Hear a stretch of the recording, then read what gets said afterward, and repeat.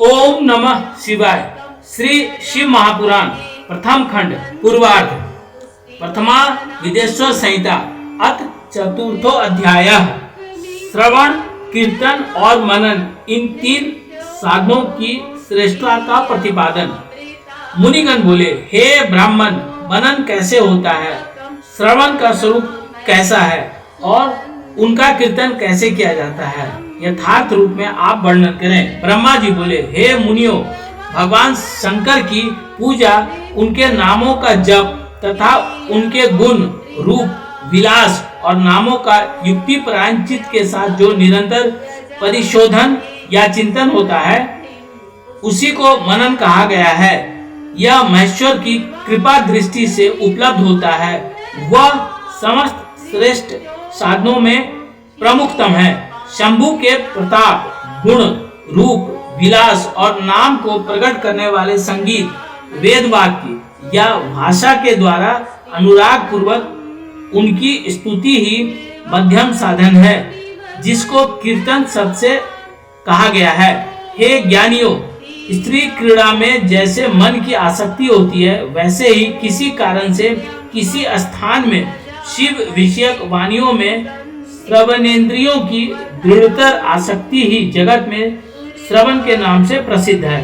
सर्वप्रथम सज्जनों की संगति से श्रवण सिद्ध होता है, बाद में शिव जी का कीर्तन दृढ़ होता है और अंत में सभी साधनों से श्रेष्ठ शंकर विषयक मनन उत्पन्न होता है। किंतु यह सब उनकी कृपा दृष्टि से ही संभव होता है।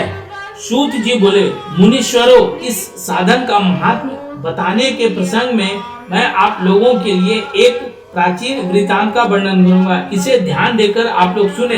पूर्व काल में पराशर मुनि के पुत्र मेरे गुरु वेद व्यास जी सरस्वती नदी के सुंदर तट पर तपस्या कर रहे थे।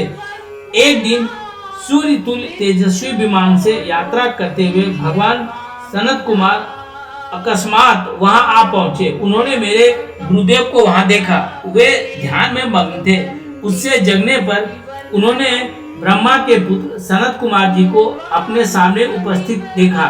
वे बड़े वेग से उठे और उनके चरणों में प्रणाम करके मुनि ने उन्हें अर्घ्य प्रदान करके देवताओं की बैठने योग्य आसन भी अर्पित किया।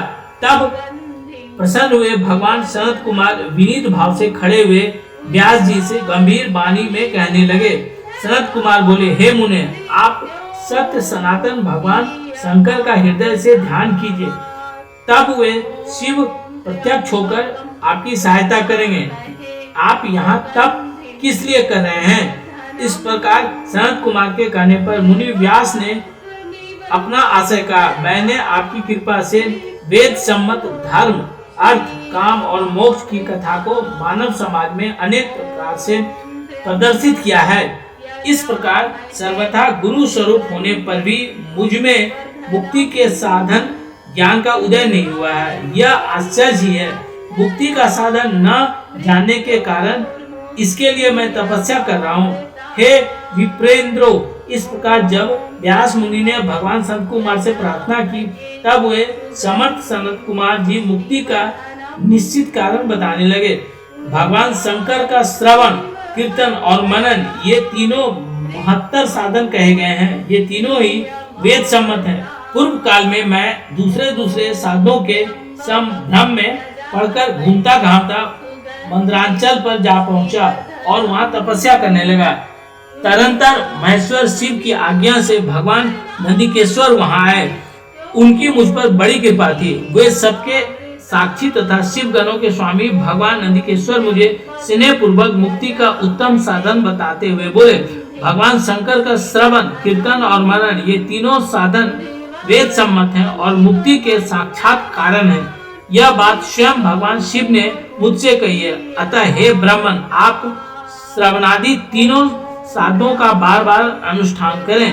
व्यास जी ने बार बार ऐसा कहकर अनुगामियों सहित ब्रह्मपुत्र सनत कुमार अपने विमान से परम सुंदर ब्रह्म धाम को चले गए। इस प्रकार पूर्व काल के इस उत्तम वृतांत का मैंने संक्षेप में वर्णन किया। ऋषिगण बोले, हे सूत जी, आपने श्रवण आदि तीनों साधनों को मुक्ति का उपाय बताया है। जो मनुष्य श्रवण आदि तीनों साधनों में असमर्थ हो, वह किस उपाय का अवलंबन करके मुक्त हो सकता है और किस साधनभूत कर्म के द्वारा बिना यत्न के ही मोक्ष मिल सकता है।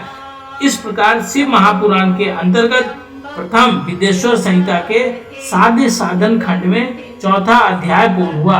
ओम नमः शिवाय।